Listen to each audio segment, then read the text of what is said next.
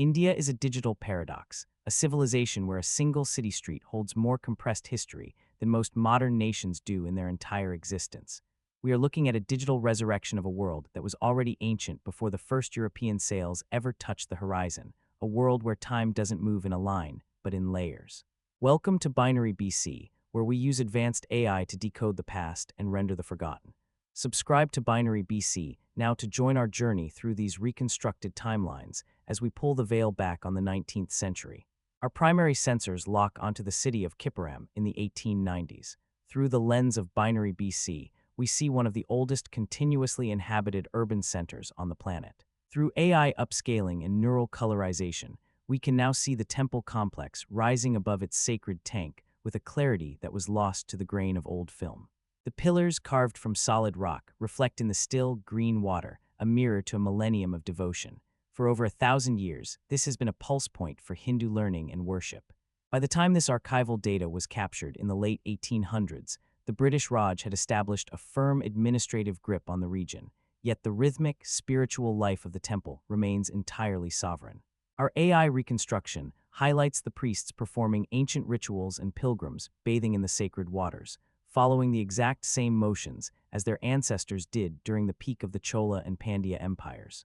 The towers, encrusted with thousands of stone deities, stand as silent observers to the rise and fall of political regimes. Colonial power may have held the keys to the city gates, but the spiritual core of Kipparam remained a territory they could never truly map or conquer. We move the data stream to a rare frame from 1857. These are 3 Rajput warriors, their forms reconstructed by Binary BC to show the grit and texture of their reality during the most volatile year in Indian history. The Rajputs are descendants of legendary warrior clans from northern India, carrying a military lineage that spans back to the medieval era. In this restoration, we see them armed with traditional swords and shields, wearing the heavy, quilted fabrics and turbans of their calling. This specific moment was captured during the Great Rebellion, also known as the First War of Independence. The Rajputs were caught in the shifting gears of history. While some remained loyal to the British for strategic reasons, others joined the uprising in a desperate attempt to reclaim their ancestral dignity. Though the rebellion was ultimately suppressed by the superior firepower of the British, it forced the total collapse of the East India Company. These men represent a warrior culture, standing on the edge of a new, bureaucratic colonial era, their traditional weapons soon to be made obsolete by the industrialization of war. Subscribe to Binary BC to see more warriors of the past brought back to life in high definition. Next, the data stream shifts to the ruins of the Chatur Manzil Palace in Lucknow after the brutal siege of 1857. Once the grand umbrella palace of the Nawabs of Awadh, this structure was a masterpiece of Indo-European fusion architecture. Our AI restoration brings out the skeletal remains of the palace towers and the silent, stagnant boats at the river's edge. This was a place of extreme luxury, where the rulers of Awadh once lived in opulence before the British annexed the kingdom. When the rebellion ignited, Lucknow became a furnace of conflict. For months, British forces and Indian rebels engaged in a horrific war of attrition. Our rendering highlights the artillery damage, showing how the once gilded halls were reduced to piles of brick and dust. This is the immediate aftermath of total war, captured by the camera before the first efforts of reconstruction began.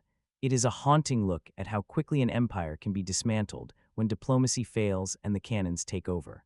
By 1870, we zoom into the microeconomy of the Indian streets. A rope merchant sits in his shop, a scene Binary BC has enhanced to show the individual fibers of the hemp and jute. In a world powered by human muscle, animal carts, and wooden ships, rope was the literal fiber that held civilization together. This merchant represents a chain of knowledge passed down through hundreds of generations. While the British focused on the macro-level control of railways, telegraphs, and international ports, the daily pulse of Indian commerce followed these ancient, predictable patterns. He is a guardian of a trade that survived every invasion and every change in government. Our AI rendering shows the dust motes dancing in the light of his small stall, a reminder that while kings and queens fought for the map, the merchant simply waited for the next customer. In the 1890s, the skyline of Bombay was transformed by the Chhatrapati Shivaji Terminus, known then as Victoria Terminus. This structure is a masterpiece of Gothic revival, a physical manifestation of British authority designed to awe and intimidate. Our AI reconstruction sharpens the spires and gargoyles, showing the blend of Victorian engineering with intricate Indian stone carvings of peacocks and lions. It took 10 long years to build, and when it opened, it was the most advanced railway station in the world. As the hub of the subcontinent's massive railway network, it moved goods, soldiers, and colonial ideology across the land. It was the heart of a city that was rapidly becoming India's commercial capital, a gateway between the wealth of the East and the markets of the West. Subscribe to Binary BC as we continue to process these massive architectural wonders and the people who walked through them. Further north, our sensors find the Mecca Gate at the entrance to Aurangabad. Constructed in the 17th century, this was a crown jewel of the Mughal era under the reign of Aurangzeb. Its name is derived from its orientation. To look through this gate is to look toward the holy city of Mecca. By the 1890s, the Mughal glory had faded into a quiet, provincial atmosphere. Yet as our AI renders the scene, we see the gate still functioning as the threshold between the ancient, walled city and the expanding world beyond. Even under British rule, the architectural language of the Mughals continued to define the landscape of the Deccan. The heavy wooden doors and the stone arches tell a story of a time when this city was the center of a superpower. We now render Parvati Hill in Pune, rising above the Mulamutha River in the late 19th century. A lone figure stands at the water's edge, a scale reference for the massive hill and the Peshwa-era temples at its summit. While Pune became a major British military garrison and a summer retreat for the elite, Parvati Hill remained a sanctuary for Hindu tradition. The administrative buildings and the red brick bungalows of the Raj were built in the flatlands, leaving this sacred hill relatively untouched by the colonial footprint. Our AI colorization restores the deep greens of the vegetation and the weathered stone of the steps, creating a scene of profound quietude. It is a reminder that even in the height of the British Empire, there were places where the old gods still reigned supreme. In the highlands of Assam and Darjeeling, the landscape changes to the deep, lush greens of tea plantations. The British converted vast tracts of ancient forest into industrial tea production, turning a local plant into one of the world's most valuable exports. Our reconstruction shows the geometric precision of the tea rows stretching toward the Himalayan foothills. However, beneath this orderly beauty lay a darker reality of labor exploitation. Thousands of workers, often brought from distant regions under false pretenses, lived in company housing and worked in grueling conditions. Our AI focuses on the processing facilities, where the leaves were dried and packaged, creating the very product that fueled the global economy of the 19th century.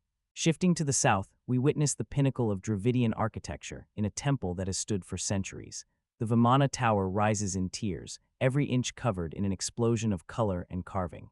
Our AI has painstakingly restored the hues of the gods and goddesses depicted in the stone. Unlike the temples of northern India, many of these southern structures survived the waves of medieval invasions intact. To the British photographers of the 1890s, these were exotic curiosities to be documented and categorized. To the thousands of pilgrims who visited daily, they were living portals to the divine, standing as proof of a sophisticated architectural heritage that predated the Industrial Revolution by 1,000 years. On the Market Road in the 1870s, Binary BC recreates the real, unfiltered India. The street is a chaotic, vibrant blend of Indian tradition and colonial influence. Awnings provide shade for shoppers haggling over the price of spices, grain, and silk. Some people walk barefoot on the sun-baked earth, while others wear the shoes of the emerging middle class. This is the organic economy. It operates on its own logic, indifferent to the shifting politics of the capital in Calcutta or London. It is a marketplace that existed long before the East India Company was even a thought, and as our AI shows, it is a place of immense resilience and life. Near the Ellora Caves lies Kuldabad, known as the Valley of Saints. Here, the AI reconstructs the tomb of Aurangzeb, the last of the great Mughal emperors. In a striking contrast to the Taj Mahal built by his father, Aurangzeb chose a simple, open-air grave paid for by the money he earned sewing caps and copying the Quran. By the 1890s, these tombs were aging monuments to a fallen dynasty that once controlled almost the entire subcontinent. The British held the swords and the tax registers now, but they could never erase the Islamic architectural DNA that had become part of the very soil of India. We then approach the massive amber fort overlooking the pink city of Jaipur. This Rajput stronghold is a stunning fusion of Mughal and Hindu styles, with delicate marble patterns and massive red sandstone walls that seem to grow out of the mountain itself. Although the royal capital had moved to the plains of Jaipur a century earlier, the fort remained a powerful symbol of Rajput sovereignty and military might. The scale of the entrance, as rendered by our AI, makes the human figures look like mere specks, reminding us that grand empires flourished here while much of Europe was still struggling through the Dark Ages. Our journey takes a brief turn to the Mingun bell in Burma, which was administered as part of British India until 1937. Weighing a staggering 90 tons, it remains one of the largest functioning bells in the world. Our AI reconstruction allows us to hear the low-frequency hum that would have resonated across the Irrawaddy River. For the British, it was a curiosity of the East, a tourist stop for officers and their families. But for the local community, it was a sacred instrument of their Buddhist faith, a symbol of a king's devotion that outweighed the power of any colonial governor. Returning to the urban center of Bombay, we see the municipal corporation building under construction. This Gothic giant was intended to look like a piece of London dropped into the tropics, complete with a massive tower that dominated the skyline. The British built these structures to show permanence, to signal to the world that they were the new, rightful masters of the land. Our AI processes the horse-drawn carriages and the early Victorian street lamps, showing a city in the middle of a massive identity crisis, half Indian, half British, and entirely unique. Finally, we see a ceremonial elephant, a living monument of India's past. Covered in gold-threaded silks and carrying an ornate howdah, the animal moves with a slow, rhythmic grace. Indian rulers had used these magnificent creatures for centuries as symbols of power and divinity. Even as the British took control of the actual government, they encouraged the Indian princes to maintain these elaborate displays of pageantry. It was a visual trick, allowing the people to see the symbols of the old world while the new world took everything else. The elephant, patient and decorated, represents the ultimate bridge between two worlds, the ancient splendor of the Maharajas and the calculated, digital-like precision of the British Empire.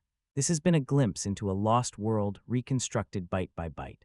If you want to see more historical cities and cultures rebuilt through the power of AI, subscribe to Binary BC.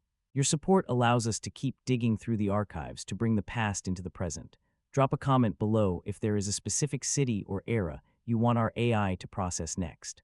This is Binary BC, signing off from the digital frontier of history. See you in the next reconstruction.